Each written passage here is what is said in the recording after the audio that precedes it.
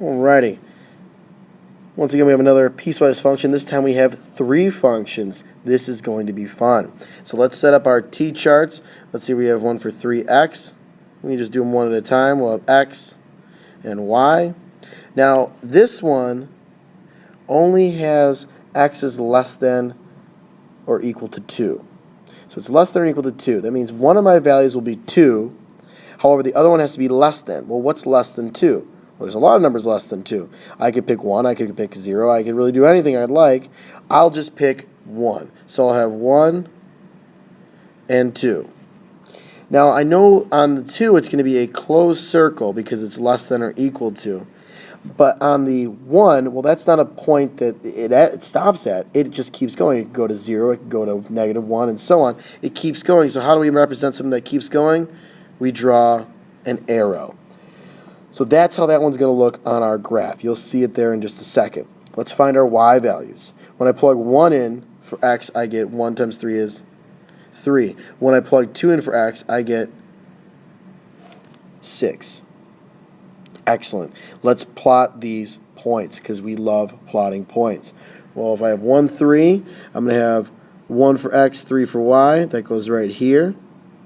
When I have 2, 6, I'm going to be right up here. Now I draw my line going through those 2 points. Remember, it's going to be going like from this one here through the other one right there with an arrow on it. So it keeps going down and to the left. Alrighty, so that's the first one. Next one, we'll do this one in blue. We have just 6, so f of x equals 6. Now our 2 points are 2 and 4 because it gives it to us right here. Well, with the 2, it's open because it's just x is greater than, and then for the 4, it's x is less than or equal to 4, so I'm going to have closed on that one. And there we go. There's our line. We got to get our y values, though. When I plug 2 in for x, well, wait. Can I plug it in for x? No. So this function just remains 6. And even when I plug in 4, I can't plug 4 into anything, so it just still stays 6. We know that that's a horizontal line, right? F of x equals 6, or think of it as y equals 6. That's a horizontal line. Well, let's graph it and see if that's what it is. If I have 2, 6, I know that it's right here. It's an open circle right here. And then I have 4, 6, which is right here. Well, looky there. We have ourselves a horizontal line. Excellent. Last one. I have negative x plus 10. My numbers are going to be 4 and 6. Now I have open on the 4, because of that inequality, and I have it closed on the 6 because it's x is less than or equal to. Anytime you have the equal to, it's going to be a closed circle. Let's find our values for y.